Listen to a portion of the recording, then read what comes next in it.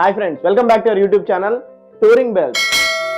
చాలా మంది చేయాలనుకునే ఒక ట్రిప్స్ లో ఇది one of the beautiful trip and చాలా మంది ఇష్టపడే ట్రిప్, వెళ్ళాలనుకునే ట్రిప్ అదేదే కాదు, చార్ధామ్ యాత్ర.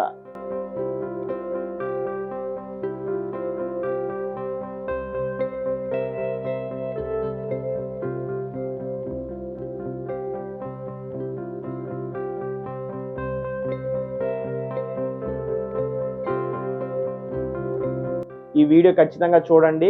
సో ఈ వీడియో చివరి వరకు మిస్ అవ్వకుండా చూస్తే మీకు ఆ ట్రిప్ డీటెయిల్స్ మొత్తం తెలుస్తాయి అనమాట. సో కంటెంట్లోకి వెళ్ళే ముందు ఫస్ట్ మీరు సబ్స్క్రైబ్ చేసుకోకపోతే సబ్స్క్రైబ్ చేసుకోండి. సబ్స్క్రైబ్ చేసుకుంటే మీ ఫ్రెండ్స్కి షేర్ చేసి వాళ్ళని సబ్స్క్రైబ్ చేసుకోమని చెప్పండి. సో మన కంటెంట్లోకి వెళ్ళిపోదాం. ఫస్ట్ చార్ధామ్ యాత్ర ఎక్కడి నుంచి మొదలు పెట్టాలి? చార్ధామ్ యాత్రలో మనం తిరగాల్సిన ప్లేస్ ఏంటంటే యమునోత్రి, గంగోత్రి, కేదార్నాథ్, బద్రీనాథ్. ఫస్ట్ మనం యమునోత్రితో స్టార్ట్ చేయాలన్నమాట. సో యమునోత్రికి ఎలా రీచ్ అవ్వాలి అంటే, మనం ఫ్లైట్లో కనుక రీచ్ అయ్యేటట్టయితే మనం నియర్ బై హైదరాబాద్ కానీ, వైజాగ్ కానీ, విజయవాడ కానీ ఎయిర్పోర్ట్ నుంచి మనం డెహ్రాడూన్కి ఫ్లైట్ బుక్ చేసుకొని డెహ్రాడూన్లో ల్యాండ్ అయ్యి అక్కడ నుంచి స్టార్ట్ అవ్వాలి.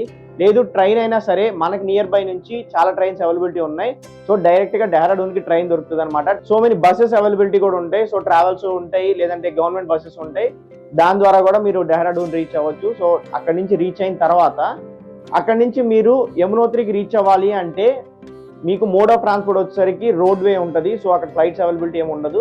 కానీ మీరు ఈ చార్ధామ్ యాత్ర రోడ్లో కాదు, మాకు ఎక్కువ టైం పడుతుంది, మేము చాలా త్వరగా కంప్లీట్ చేయాలనుకుంటున్నాం, అమౌంట్ అనేది విషయం కాదు అనుకుంటే కనుక మీరు 4 daysలో ఫ్లైట్లో చార్ధామ్ యాత్ర కంప్లీట్ చేయొచ్చు అనమాట.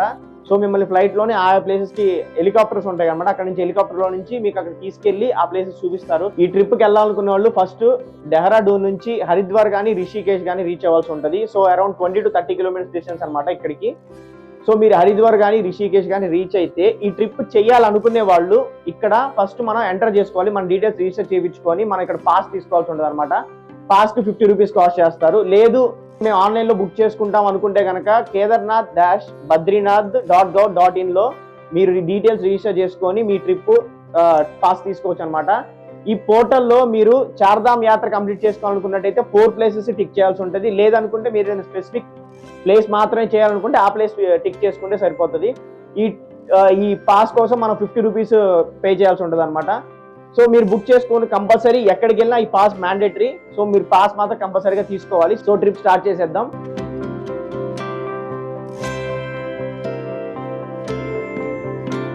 సో మీరు ఫస్ట్ హరిద్వార్ కానీ, రిషికేష్ కానీ రీచ్ అవ్వాలి. మీరు రిషికేష్ రీచ్ అయితే కనుక ఈ జర్నీ చేసి మీరు అలసిపోయి ఉంటారు కాబట్టి, సో రిషికేష్లో మీరు అక్కడ స్టే చేసి నైట్ మీకు గంగా హారతి అక్కడ ఉంటుంది అనమాట. సో గంగా హారతి దర్శించుకొని మరుసటి రోజు మనం ట్రిప్ స్టార్ట్ చేయాలన్నమాట. మన ట్రిప్ స్టార్ట్ చేయాలంటే ఫస్ట్ యమునోత్రికి రీచ్ అవ్వాలంటే ఫస్ట్ మనం బార్కోట్ అనే ప్లేస్ కి ట్రావెల్ అవ్వాలి. సో మీకు 2 way ఆఫ్ ట్రాన్స్పోర్ట్స్ ఉంటాయి. ఒకటి వచ్చేసరికి మీరు గవర్నమెంట్ బస్సెస్ లో వెళ్ళొచ్చు, లేదంటే కనుక అక్కడ ట్రావెల్స్ బుక్ చేసుకోవచ్చు. ట్రావెల్స్ లో మీకు కార్స్, సెల్ఫ్ డ్రైవ్ కార్స్ ఇస్తారు.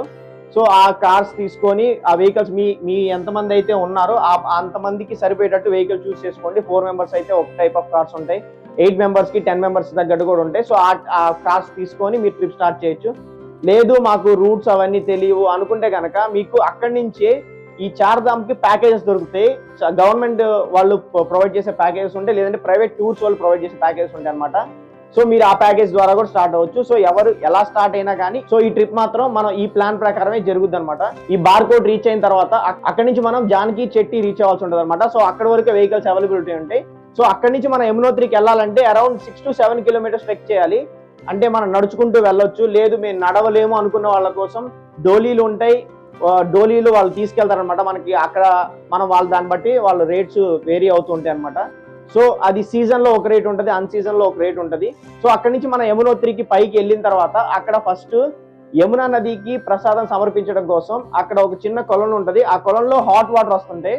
అక్కడ మనం అక్కడి నుంచి రైస్ కానీ అవన్నీ తీసుకొని మనం ఏదైనా క్లాత్లో కట్టేసి అందులో పెట్టి ఆ ఉడికిన దాన్ని యమునా నదికి ప్రసాదంలాగా సమర్పిస్తారనమాట. ప్లస్ అలాగే అక్కడ మనకి చిన్న చిన్న కొనలు ఉంటాయి, వేడి నీళ్ళతో స్నానం చేసుకోవచ్చు అనమాట. అక్కడ హాట్ వాటర్ అనేది న్యాచురల్ గా ఫామ్ అవుతుంది. న్యాచురల్ హాట్ వాటర్ లేక్స్ ఉంటాయి. సో అక్కడ మనం స్నానం చేసి యమునా నదికి దండం పెట్టుకొని సో మనం అక్కడ నుంచి నెక్స్ట్ ప్లేస్ వెళ్ళాలన్నమాట. నెక్స్ట్ ప్లేస్ వెళ్ళాలంటే సేమ్ మనం అరౌండ్ మళ్ళీ ఆ 6 kilometers ట్రెక్ చేసుకొని కిందకు వచ్చి అక్కడి నుంచి వెళ్ళాలి. సో మనం నెక్స్ట్ వెళ్ళాల్సిన ప్లేస్ ఏంటంటే ఉత్తరకాశీ.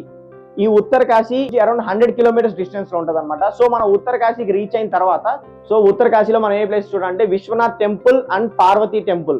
ఆ 2 టెంపుల్స్ చూసుకున్న తర్వాత మనం నెక్స్ట్ రీచ్ అవ్వాల్సిన ప్లేస్ ఏంటంటే గంగోత్రి. సో యమునోత్రి ట్రిప్ ఇక్కడతో కంప్లీట్ అయిపోయింది. సో ఇక్కడ నుంచి మనం గంగోత్రికి వెళ్తున్నాం అనమాట. గంగోత్రికి ఈ ఉత్తరకాశీ నుంచి సేమ్ అరౌండ్ 100 కిలోమీటర్స్ డిస్టెన్స్ ఉంటుంది అనమాట. సో మనం గంగోత్రికి రీచ్ అవ్వాలి. సో గంగోత్రి రీచ్ అయిన తర్వాత గంగా నదిలో స్నానం చేసి అక్కడ టెంపుల్లో మనం దండం పెట్టుకొని అక్కడ చూడాల్సిన ప్లేస్ ఏంటి అంటే పాండవ కేవ్స్.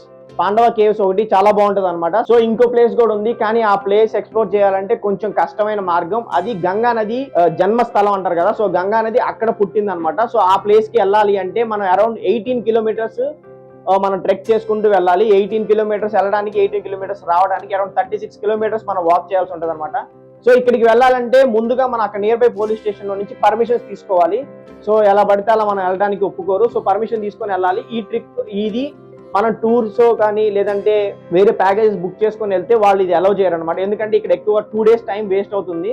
సో మీ ఓన్ వెహికల్లో వెళ్ళినా కానీ మాకు 2 days రెంట్ పే చేయాలి అనుకున్న వాళ్ళు కష్టం అవుతుంది. లేదు పర్లేదు మేము ఇది కూడా ఎక్స్ప్లోర్ చేయాలనుకునే వాళ్ళకైతే ఇది అరౌండ్ 2 days టైం పడుతుంది అనమాట. సో ఇక్కడ నుంచి 18 కిలోమీటర్స్ ట్రెక్ చేయాలి. ఇక్కడ నుంచి మనం 14 కిలోమీటర్స్ ట్రెక్ చేసిన తర్వాత అక్కడ భోజనశాల అని ఒక ప్లేస్ ఉంటుంది. సో అక్కడ మన ఉండి రెస్ట్ తీసుకొని ఫుడ్ తినేసి అక్కడ నుంచి మళ్ళీ 4 కిలోమీటర్స్ ట్రెక్ చేసేయాలి. ఆ 4 కిలోమీటర్స్ చాలా కష్టంగా ఉంటుంది. ట్రెక్ కూడా రోడ్ అంత నీట్ గా ఉండదు. సో ఇక్కడికి వెళ్లే ముందు మనం ఏంటంటే ఇక్కడ టూరిస్ట్ గైడ్స్ బుక్ చేసుకోవాలి. ప్లస్ ఏంటంటే మనం ఏమైనా లగేజ్ ఏదైనా క్యారీ చేస్తున్నట్టయితే ఆ లగేజ్ మోసుకో రావడానికి కూడా వేరే పర్సన్స్ ఉంటారు. సో వాళ్ళని తీసుకొని వెళ్తే చాలా బెటర్. ఎందుకంటే ఈ ఫుడ్ క్యారీ చేసుకోవాలన్నా లేదంటే మీ ఓన్ లగేజ్ ఏదైనా క్యారీ చేసుకోవాలన్నా కష్టంగా ఉంటుంది. సో ఇది 2 days ట్రిప్ కంప్లీట్ అయిపోయిన తర్వాత నెక్స్ట్ డెస్టినేషన్ వచ్చేసరికి రుద్రప్రయాగ్. ఈ రుద్రప్రయాగ్ మనకి కరెక్ట్ గా ఉత్తరకాశీ నుంచి అరౌండ్ మనకి 180 కిలోమీటర్స్ డిస్టెన్స్ ఉంటుంది అనమాట. సో ఈ రుద్రప్రయాగ్ కి రీచ్ అయిన తర్వాత అక్కడ చూడాల్సిన ప్లేసెస్ అంటే రుద్రనాథ్ టెంపుల్. ఈ టెంపుల్ చాలా బ్యూటిఫుల్ గా ఉంటది. ఇక్కడ ఇంకోటి ఏంటి అంటే ఈ రుద్రనాథ్ టెంపుల్ చాలా బ్యూటిఫుల్ గా ఉంటది అనమాట. సో ఇక్కడ స్పెషాలిటీ ఏంటి అంటే ఇక్కడ అలకనంద అండ్ నందాకిని నది ఇక్కడ కలుస్తాయి అనమాట. సో ఆ ప్లేస్ చాలా బ్యూటిఫుల్ గా ఉంటది. సో ఈ సంగమాన్ని చూడటానికి చాలా మంది వెళ్తుంటారు. సో ఈ సంగమం చూసి ఆ రుద్రనాథ్ టెంపుల్ మనం విజిట్ చేసుకున్న తర్వాత మనకి అలకనంద నది తీరాన ఇంకొక టెంపుల్ ఉంది, కోటేశ్వర్ మహాదేవ్ టెంపుల్ అన్నమాట. సో అక్కడ అదొక శివాలయం. దర్శించుకున్న తర్వాత మనం నెక్స్ట్ వెళ్లాల్సిన ప్లేస్ ఏంటంటే కేదార్నాథ్. కేదార్నాథ్ రుద్రప్రయాగ్ నుంచి అరౌండ్ 90 to 95 కిలోమీటర్స్ డిస్టెన్స్ ఉంటుంది అనమాట. సో మనం కేదార్నాథ్ రీచ్ అవ్వంటే మనకి డైరెక్ట్ గా వెహికల్స్ అవైలబుల్ ఉండవు. సో మన ఓన్ వెహికల్స్ కానీ ట్రావెల్స్ లో కానీ వస్తే కనుక సోన్ ప్రయాగ్ వరకే మన వెహికల్స్ అలౌ చేస్తారు. సోన్ ప్రయాగ్ నుంచి అక్కడ వాళ్ళ ప్రైవేట్ వెహికల్స్ ఉంటాయి. సో అక్కడ నుంచి అరౌండ్ 6 కిలోమీటర్స్ డిస్టెన్స్ వెళ్తే కనుక గౌరీకుండ్ అనే ప్లేస్ వస్తుంది. సో అక్కడికి వాళ్ళ ఓన్ వెహికల్స్ మనకి అరౌండ్ 50 to 100 రూపీస్ చార్జ్ చేస్తారు పర్ పర్సన్ కి. సో గౌరీకుండ్ నుంచి మనం అరౌండ్ 14 కిలోమీటర్స్ ట్రెక్ చేయాల్సి ఉంటుంది కేదార్నాథ్ కి. ఇక్కడ కూడా సేమ్ మనకి గుర్రాల మీద తీసుకెళ్తారు, లేదంటే డోలీలు ఉంటాయి. లేదు మనం ఓన్ నడగలిగితే కనుక 14 కిలోమీటర్స్ మనం నడుచుకుంటూ వెళ్ళొచ్చు. లేదు అంటే ఇక్కడ ఇంకో స్పెషాలిటీ ఉంది, ఇక్కడ హెలికాప్టర్ ఉంటుంది అనమాట. సో హెలికాప్టర్ రైడ్ కూడా ఉంటుంది. సో ఇక్కడ నుంచి డైరెక్ట్ గా కేదార్నాథ్ టెంపుల్ ముందుకి తీసుకెళ్తారు హెలికాప్టర్ రైడ్ లో. సో అది అరౌండ్ పర్ పర్సన్ కి వచ్చేసరికి 2000 to 3000 ఛార్జ్ చేస్తారనమాట. సో మన కేదార్నాథ్ టెంపుల్ కి రీచ్ అయ్యేకి నైట్ అవుతుంది. సో నైట్ లోపే మనం అక్కడ రీచ్ అవ్వాలి, ఎందుకంటే నైట్ అలౌ చేయరు అనమాట ట్రెక్కింగ్ కి వాటికి. ఆ రోడ్ అంత బాగోదు. సో నైట్ లోపు అక్కడ రీచ్ అయిన తర్వాత అక్కడ మనకి టెంట్స్ స్టేస్ అవైలబిలిటీ ఉంటాయి. అరౌండ్ 500 నుంచి 1500 వరకు ఉంటాయి. సో అక్కడ మన నైట్ రెస్ట్ తీసుకునే ముందు అక్కడ ఆ నదికి హారతి ఇస్తారు అనమాట. మందాకిని నదికి హారతి ఇస్తారు. సో అది చాలా బ్యూటిఫుల్ గా ఉంటది. నైట్ ఆ హారతి చూసుకొని మనం రెస్ట్ తీసుకొని మార్నింగ్ కేదారేశ్వర టెంపుల్ చూసుకోవాలి. సో టెంపుల్ మాత్రం చాలా బ్యూటిఫుల్ గా ఉంటది. మీరు అక్కడికి వెళ్తే చాలా ప్లెజెంట్ గా ఎక్స్పీరియన్స్ అవుతారు. చాలా బ్యూటిఫుల్ గా ఉంటది. మీ మైండ్ లో ఏదైనా టెన్షన్స్ ఏమైనా ఉన్నా కూడా కంప్లీట్ రిలీఫ్ అయిపోయి మీ బ్రెయిన్ ఫ్రీగా అయిపోతుంది అనమాట. స్పెషాలిటీ ఏంటంటే ఇది ఒక జ్యోతిర్లింగం. ఇక్కడ మామూలుగా శివలింగాలు ఎలాగ చూస్తామంటే మనం లింగాకారం ఉంటది, కానీ ఇక్కడ స్పెషాలిటీ ఏంటంటే ట్రయాంగిల్ షేప్ లో ఉంటది అనమాట శివలింగం. ఇది పాండవుల చేత నిర్మించబడ్డ శివలింగం అని అంటారు. సో ఇక్కడ ఇంకో స్పెషాలిటీ ఏంటంటే ఇక్కడ మన శివలింగాన్ని మన చేతులతో టచ్ చేయొచ్చు, మన గర్భగుడిలోకి వెళ్ళొచ్చు, టచ్ చేయొచ్చు. మార్నింగ్ టైంలో అయితే అభిషేకం చేయడానికి కూడా ఛాన్స్ ఇస్తారనమాట. సో మన చేతులతో మనకి శివలింగానికి అభిషేకం కూడా చేయొచ్చు. ఇక్కడ ఇదే ఆ స్పెషాలిటీ. నెక్స్ట్ వెళ్ళాల్సిన స్పాట్ ఏంటంటే ఆది శంకరాచార్య సమాధి ఉంటది అనమాట. సో ఆది శంకరాచార్య వారి సమాధి కూడా ఉంటది. అది చూసుకున్న తర్వాత కేదార్నాథ్ క్షేత్రపాలకుడైన భైరవనాథ్ టెంపుల్ ఉంటది. సో ఆ టెంపుల్ కూడా చూసుకోండి. సో ఆ టెంపుల్ తో మనకి ఈ కేదార్నాథ్ ట్రిప్ అయిపోయినట్టే. సో నెక్స్ట్ మనం వెళ్ళాల్సింది బద్రీనాథ్. సో ఈ బద్రీనాథ్ వెళ్ళడానికి మనకి అరౌండ్ 150 కిలోమీటర్స్ ఉంటది అనమాట. మనం ఈ కేదార్నాథ్ కంప్లీట్ చేసుకుని మళ్ళీ కిందకి రుద్రప్రయాగ్ వస్తాం కదా. సో రుద్రప్రయాగ్ నుంచి బద్రీనాథ్ కి అరౌండ్ 150 to 180 కిలోమీటర్స్ డిస్టెన్స్ ఉంటుంది. సో బద్రీనాథ్ కి అయితే మనకి డైరెక్ట్ గా టెంపుల్ వరకు వెహికల్స్ అవి అలౌ చేస్తారు. సో ఇక్కడ మనం ట్రెక్కింగ్ చేయాల్సిన అవసరం లేదు, నడవాల్సిన అవసరం లేదు. ఈ బద్రీనాథ్ టెంపుల్ కి వెళ్ళిన తర్వాత మనం దర్శనం చేసుకునే ముందు తప్తకుండలం అనే ప్లేస్ ఉంటుంది, అది ఒక కొలన్ అనమాట. సేమ్ ఇక్కడ కూడా హాట్ వాటర్ వస్తుంటే నేచురల్ గా. సో ఇక్కడ మనకి హాట్ వాటర్ నేచురల్ గా, క్లైమేట్ అంతా చల్లగా ఉంటది కానీ వాటర్ మాత్రం చాలా వేడిగా ఉంటాయి.